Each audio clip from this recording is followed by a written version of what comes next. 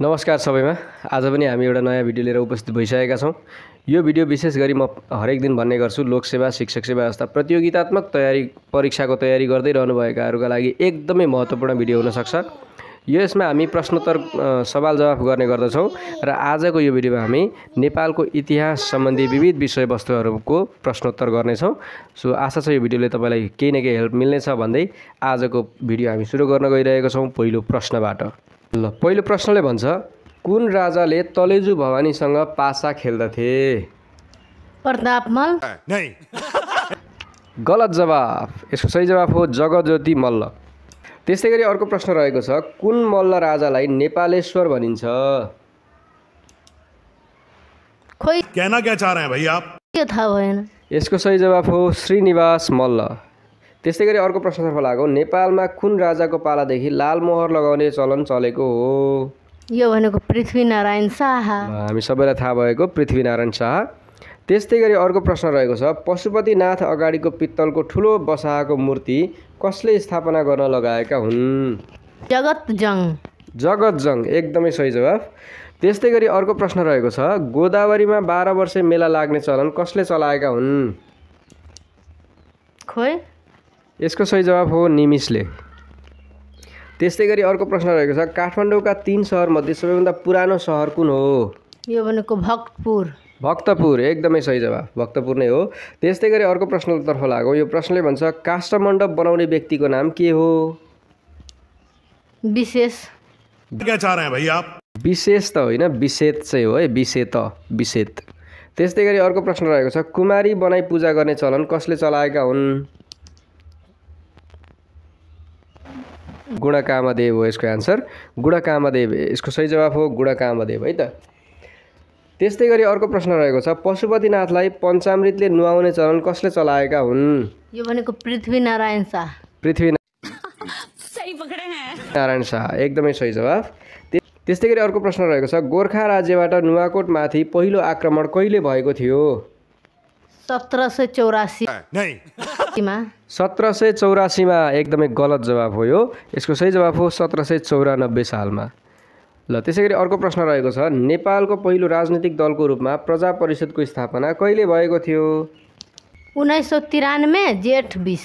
1993 जेठ 20 गते है त, एकदमै सही जवाफ। त्यस्तै गरी अर्को प्रश्न रहेको छ, नेपाल अधिराज्यको संविधान 2015 कहिलेदेखि लागू भएको थियो? 2015 फागुन 1। 2015 फागुन 1 गतेबाट नेपाल अधिराज्यको संविधान 2015 लागू भएको थियो। त्यस्तै गरी अर्को प्रश्नतर्फ लागौँ। यो प्रश्नले भन्छ, नेपालमा पहिलो परामर्शदात्री सरकारको गठन कहिले भएको थियो? 2009 मङ्सिर 30। कहना क्या चाह रहे हैं भाई आप?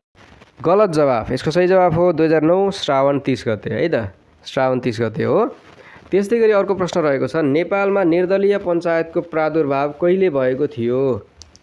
2017 पुस 1। ठीक है, एकदमै सही जवाफ, 2017 पुस 1 गते भएको थियो। त्यस्तै गरी अर्को प्रश्न रहेको छ, नेपालमा जनमत सङ्ग्रह कहिले भएको थियो? 2037 वैशाख 20। 2037 साल वैशाख 20 गते, एकदमै सही जवाफ। त्यस्तै गरी अर्को प्रश्न रहेको छ, प्रचण्ड गोर्खाको स्थापना कहिले भएको थियो? 1978 मा। एकदमै गलत जवाफ। यसको सही जवाफ हो 1988 सालमा।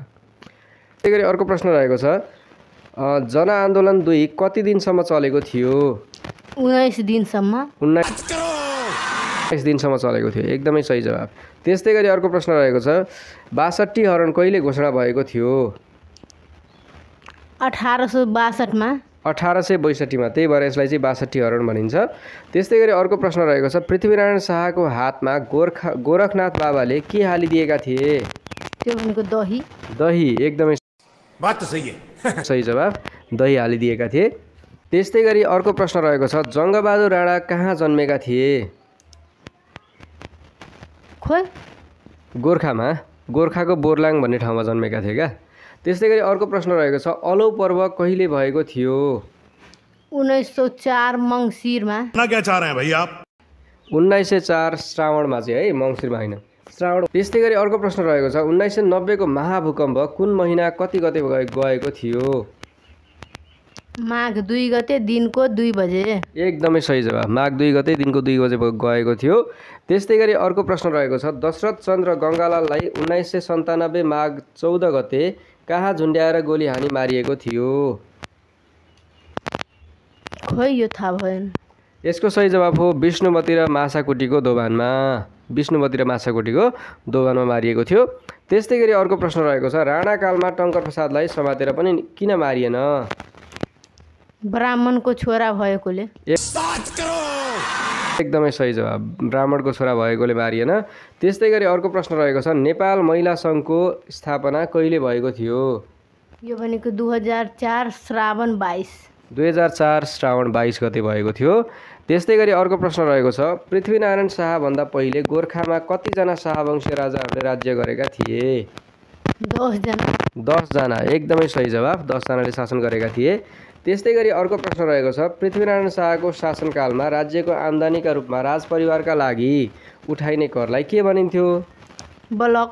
बलक हो, बलक भनिन्थ्यो। त्यस्तै गरी अर्को प्रश्न रहेको छ, पृथ्वीनारायण शाहले आफ्नो कार्यकालमा युवराज प्रताप सिंह शाहलाई कहाँको प्रशासनिक जिम्मेवारी सुम्पिएका थिए? यो भनेको दोलखा प्रदेशको। दोलखा प्रदेशको। एकदमै सही जवाब। दोलखा प्रदेशको नै हो। त्यस्तै गरी अर्को प्रश्न रहेको छ, 2037 सालको जनमत सङ्ग्रहमा नेपालभित्र र बाहिर गरी जम्मा कति मतदान केन्द्रहरू थिए?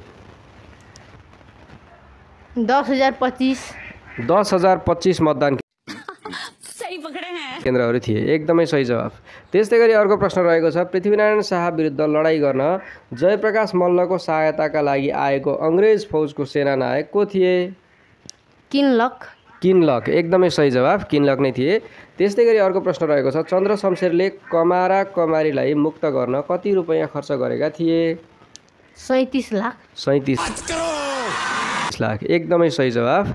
त्यस्तै गरी अर्को प्रश्न रहेको छ, पशुपतिमा महापुजारीहरूद्वारा पूजा गराउने चलन कसको पालादेखि चलेको हो? यक्ष मल्ल। बात तो सही है। यक्ष मल्लको पालादेखि चलेको हो। यसका साथसाथै हामीले आजको भिडियो यहीँ समाप्त गर्दैछौँ। आशा चाहिँ भिडियोले तपाईँहरूलाई केही न केही मद्दत पुगेको होला। हाम्रा अन्य भिडियोहरू पनि हामीले धेरै भिडियोहरू बनाएका छौँ, ती भिडियोहरूलाई पनि हेर्दै गर्नुहोला। त्यहाँबाट पनि तपाईँहरूले धेरै कुराहरू सिक्न सक्नुहुन्छ भन्दै हाम्रो अर्को भिडियोमा हामी तपाईँहरूलाई भेट्ने नै छौँ। त्यतिन्जेलसम्मका लागि नमस्कार।